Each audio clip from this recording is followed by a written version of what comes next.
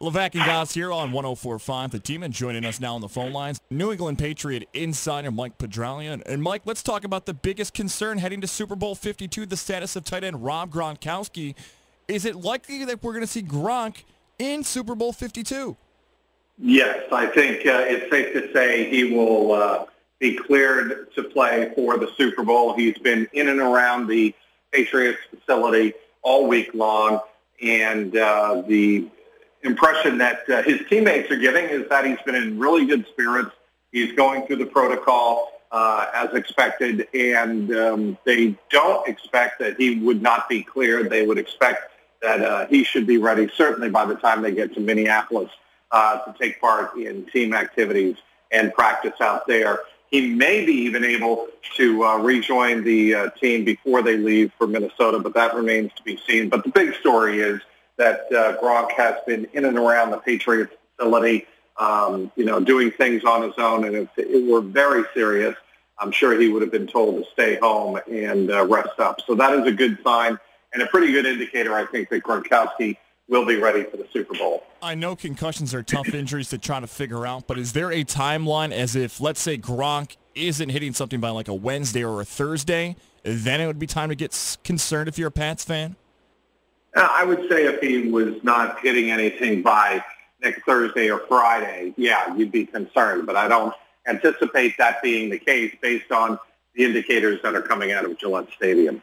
Mike Petragalia joining us here, New England Patriot insider here on Levack and Goz on 104.5 The Team. And the Patriots make another Super Bowl in the era of Bill Belichick, Tom Brady, Robert Kraft, and others. Does it feel like it's the most improbable run to the Super Bowl because of all the stories we've heard involving those three off the field this season? No, I think this was clearly the best team in the AFC all season long, and the playoffs have all but convinced us of that as well. Certainly, I thought Jacksonville was the team that was going to give them the biggest challenge, and indeed they did.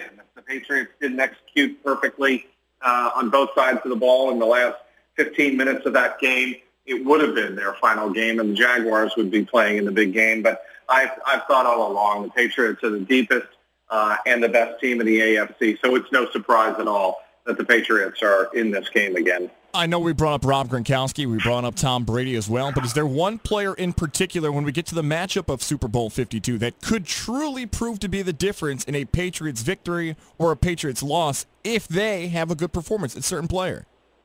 James White. Dion Lewis has had a great stretch throughout the latter part of the regular season, his last 4 games of the regular season. Danny Amendola has been huge, obviously, in the 2 playoff wins. But if the Patriots are going to have success neutralizing Philadelphia's pass rush and the way they love to get after the quarterback, it's going to be James White. James White is their third down pass-catching back extraordinaire, and I think James White is the guy you really got to have a lot of focus on if you're the Philadelphia Eagles, knowing that White is somebody who can, run the ball a little bit, but certainly his biggest threat is as a pass receiver out of the backfield. James White's a fantastic player, but it's strange here in the capital region here in Albany, New York, when people say James White could have a great game because Dion Lewis is from Albany. So it's as if the Albany fans almost are rooting against James White because they know if he's on the field more, that means Dion Lewis is on the field less. James White, are we going to see him working any of the carries on first and second down, though, in opposition to Dion Lewis?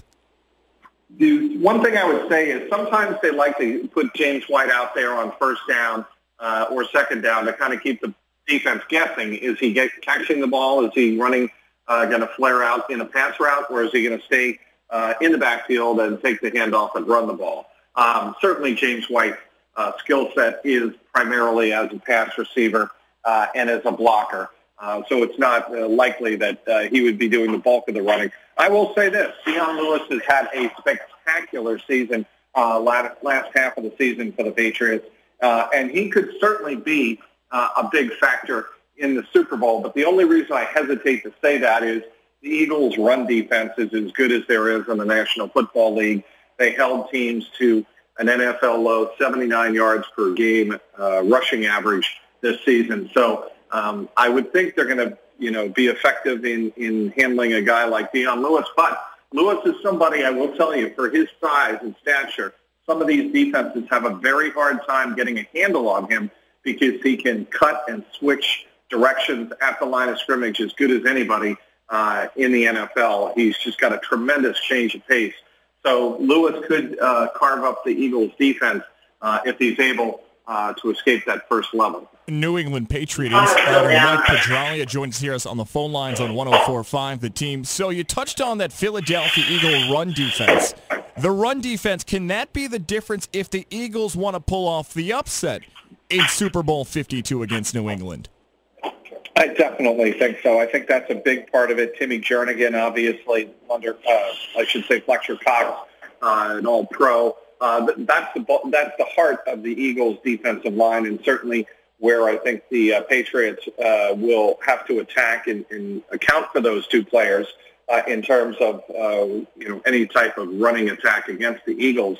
But certainly, if I think you're able to neutralize those guys somewhat, or perhaps even allow the pass rush, which is a very aggressive pass rush, to get upfield and have some delayed runs, that's a possibility as well. Mike, we appreciate your time helping us break down Super Bowl 52 here on Levack and Goz on 104.5 The Team. You got it. Take care, guys.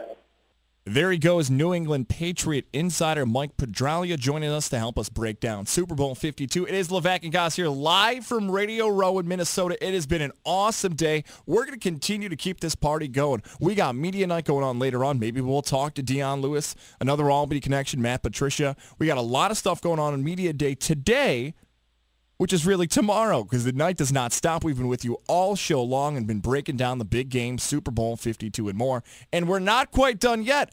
We got more from Radio Row, live from Minnesota, getting you ready for the big game, Super Bowl 52, here on your home for New York sports.